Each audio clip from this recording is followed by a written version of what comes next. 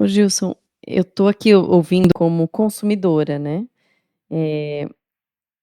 como eu como indivíduo, como pessoa, como eu posso, eh, apoiar essas mudanças? Como eu posso fazer essa transição se eu não tenho conhecimento da onde vem essa energia? Como é que funciona isso no Brasil hoje? A gente já está há alguns anos fora do Brasil, né, a gente não tem mais esse conhecimento. Mas hoje a pessoa que está no Brasil, que ela quer fazer essa transição, que ela tem essa oportunidade, que é uma dica que você pode dar para essa pessoa? É assim, quando eu converso, né, com uma pessoa, né, sobre esse tema, né, e aí existe muito daquela questão, né, daquela assim, tem aquelas pessoas que têm algum receio ainda da eletrificação veicular, por exemplo, né, tem aquela coisa assim, não, eu gosto de motor diesel, eu gosto de queimar combustível, né, não confio na elétrica, tal. Aí eu tento usar alguns argumentos para que ela consiga entender o quanto que é necessário realizar essa transição, né? Um ponto, o Gabi, que eu comento com o pessoal, né, com as pessoas, é o seguinte: quando a gente vai num posto de gasolina e a gente coloca o combustível no nosso carro, que é 100% a combustível fóssil, né? Por exemplo, coloco lá 100 litros de gasolina, né? Ou, desculpa, 100 litros de gasolina, vamos dar um exemplo assim. A tecnologia do motor diesel, do motor, a gasolina, o diesel, ela não é eficiente. Desses 100 litros de gasolina que você colocou, efetivamente você utiliza uns 40 litros, mais ou menos, para poder fazer a movimentação do veículo. Então, efetivamente, você usa 40% para realizar trabalho, O porque o restante é motor não perda. é eficiente. O restante é perca. Outro É dia perca de calor, é perca de barulho, né? de, É fri- perca. de fricção que tem no próprio motor. Eu estava explicando outro dia para a Gabi isso, Atrito. o Uhum. atrito que tem. Não é, eu lembro do nosso mestre Aloysio Savino, eu lembro dele falando muito essa questão do diesel, até a vantagem que existe entre o diesel e a gasolina, a Uhum. questão, né? O rendimento, né? Ainda é um pouquinho melhor. Então, e eu expliquei para ela essa questão da bateria, né? Do motor elétrico, que não é 100%, mas é 80 e pouco, quase 90, depende do Isso, quase motor. 90%. Então, assim, essa já é uma diferença incrível que eu tento explicar para as pessoas e para quem é leigo, como você fez a pergunta, né? Isso é importante, né, Gilson? E aí também eu penso muito, sabe o quê? O que vem antes disso? Nós estamos falando só do que está chegando no carro ali como Ok. combustível. E o que vem antes? Também tem que ser Uhum. levado em conta. Por exemplo, eu fico pensando assim, ah, o que acontece para você antes de você conseguir gerar uma energia eólica, por exemplo? O que você tem que fabricar ali e gastar para fabricar ali de equipamento? Aí então, agora vamos para solar. Pô, lindo, solar é lindo. Uhum. Mas o que precisa fazer, construir, fabricar para você conseguir captar energia solar? Uhum. Você diz nos equipamentos Os mesmo? equipamentos. Ali também se gasta energia para produzir um equipamento. Uhum. Não é nada natural, entende? Então, assim, e aí agora vamos lá para a hidráulica. O que se gasta para construir uma hidrelétrica? E as turbinas? E o impacto ambiental que acontece? Então, tudo realmente tem que ser colocado no papel e entender o melhor em cada país, em cada região, afeta menos, o que eles são, o que é mais cultural e, e para a gente poder avaliar melhor. Aqui nos Estados Unidos tem muita usina. Tem usina de carvão, tem usina nuclear. Térmica, né?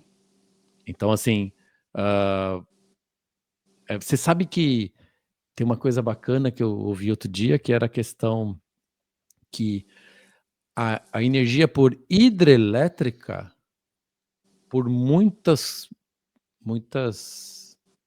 digamos, culturas aí no mundo, muitos países não acham legal. Uhum. Por causa da questão do impacto que acontece, a mudança climática que ela provoca na região Na onde é região. construída uma hidrelétrica. Uhum. Então, assim, Uhum. o Brasil, óbvio, ele tem que se aproveitar disso, porque tem muitos rios, né? Mas se você for ver, parece que eu lembro de uns dados de que, com relação de rio, não essa parte para construir hidrelétrica, mas navegáveis, os Estados Unidos tem mais que o Brasil. Uhum. Uhum. Uhum. Então, assim, só que não usa, ele não explora isso, tem seus motivos, suas culturas e tal. Então, a gente tem um carro elétrico, a gente vende carro elétrico e carros normais.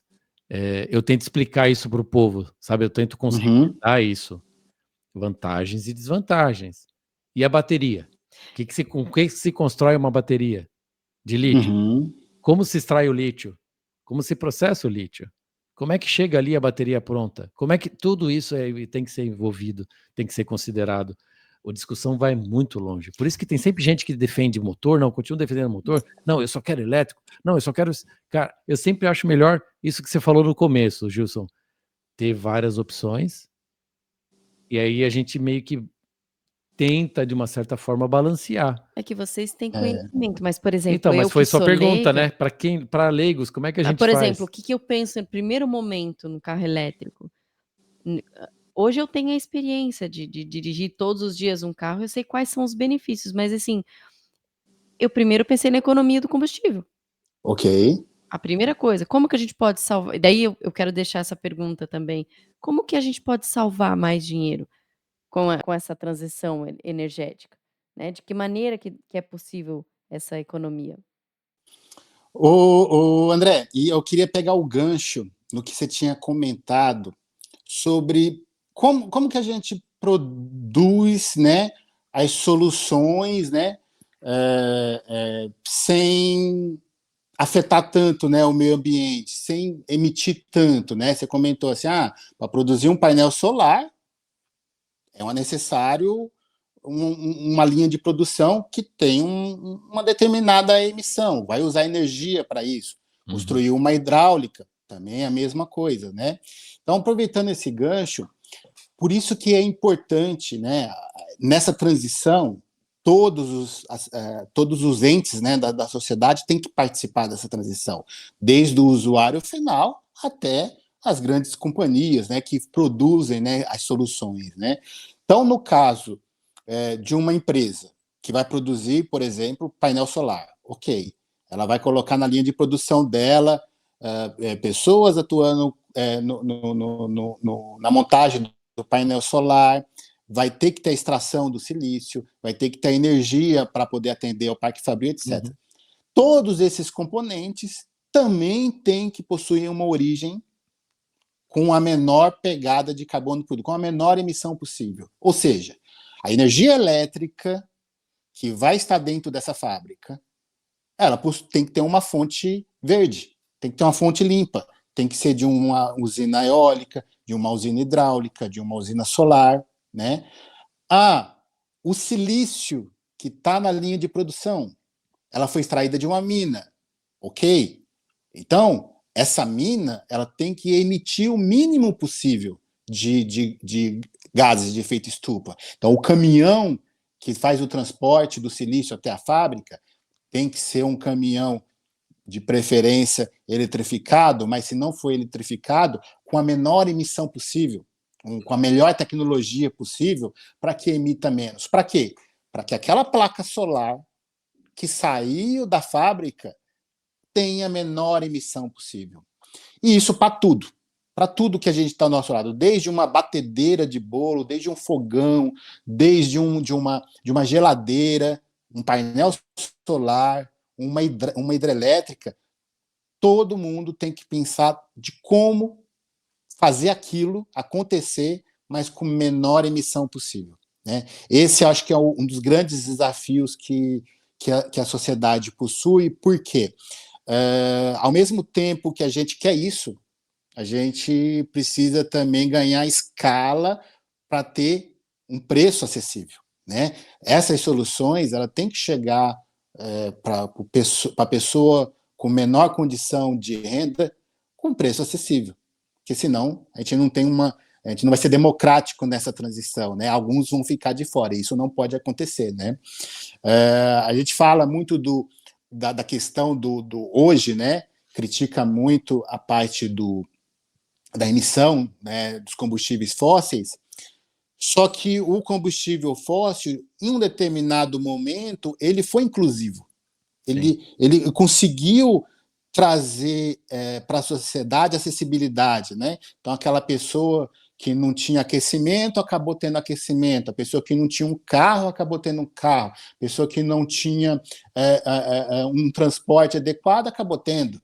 Então, o petróleo foi bom para essa inclusão, fez o papel dele, mas é necessário a gente repensar como fazer isso diferente, né? Não dependendo tanto, mas trazendo ainda essa democratização, né, do acesso, né, às coisas, né, de uma forma barata, né? E aí, indo para a questão da Gabi, né? Voltando, né, na pergunta final que a Gabi tinha feito, né? Falou assim: Gilson, ok, eu tenho um carro elétrico e eu tenho um carro convencional, né, com motor a combustão. O porquê eu vou escolher um pelo outro, né? O carro elétrico é mais caro, independendo da situação. O carro elétrico eu preciso programar minhas viagens, né? Fazer uma programação para onde que eu vou colocar carregar, né? É diferente a forma de você conduzir, né, essa tecnologia, o carro elétrico. Aí, Gabi, o que eu falo para você na questão da sustentabilidade, que hoje o veículo a combustão não possui. E o que eu quero dizer com sustentabilidade? Aquela questão do ciclo, né? De que aquilo em algum momento vai voltar novamente para o nosso uso. Aquilo novamente vai usar. As gerações futuras vão poder usar novamente aquela solução. Baterias, né, um veículo elétrico, aquele módulo de bateria de lítio, ele tem condição de você pegar aquela bateria, voltar para um centro de reciclagem, reciclar a bateria, tirar os metais preciosos que tem dela e voltar novamente para a linha de produção e construir a mesma bateria. E esse ciclo continua. Então, daqui 200 anos, uma bateria que você utiliza hoje, o lítio que está lá dentro, ela vai ser utilizada novamente daqui 200 anos. Por quê? Fez uma reciclagem do sistema, né? Do módulo de bateria, o cobre, o plástico, todos os componentes que estão lá dentro vai continuar sendo utilizado. É claro, nesse processo tem algumas percas que em algum momento você vai ter que ir novamente na mineradora, lá na mineração e extrair um pouco mais de lítio. Mas aquele lítio tem que ser extraído daquela forma como que eu comentei, uma forma mais limpa possível. Já os motores a combustão, né, os convencionais, não têm essa circularidade, né? A gente possui, uma vez que botou, né, o combustível lá dentro que queimou, foi para a atmosfera. E ele não vai voltar mais. Entendi. As gerações futuras vão sentir o quê? Os efeitos desses gases lá, mas não vai ser um efeito positivo, né? Vai ser um efeito negativo, respiratório, problemas respiratórios, problemas de, como chama? Do efeito estufa. Então você não tem mais essa circularidade. Você extraiu do solo, queimou, mas não vai voltar novamente. Aí só um adendo, né? No Brasil a gente tem um mercado muito forte que é do etanol, né? Então o Brasil ele é referência mundial na produção do combustível verde, né? Que é o etanol, que de certa forma ele é circular. Sim. Então o Brasil novamente entra na frente de muitos países. Então você queima o álcool, né, dentro do combustível, emite o gás carbônico, mas quando você planta a cana vai absorver aquele carbono que emitiu. E aí a cana vai crescer novamente, vai produzir o álcool que vai queimar novamente.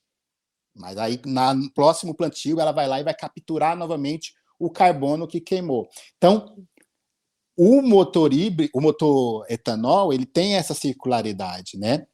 E aí tem aquele ponto, novamente, que eu comentei, da produção ser mais limpa possível. Ok, o álcool, ele é tão verde assim, ele poderia ser mais verde se, por exemplo, a máquina que está extraindo a cana-de-açúcar da terra, do plantio, o transporte lá da fazenda até onde o centro de produção tinha que ser o mais verde possível. Não podia utilizar diesel, né, nos caminhões, porque senão você está sujando aquela cana, né, aquela produção de álcool. Então, tudo tem que estar muito bem equilibrado. Se a gente conseguir encontrar esse equilíbrio, a gente vai ter uma circularidade aí para os próximos gerações que vão nos agradecer, né, por ter tomado essa decisão hoje. Né?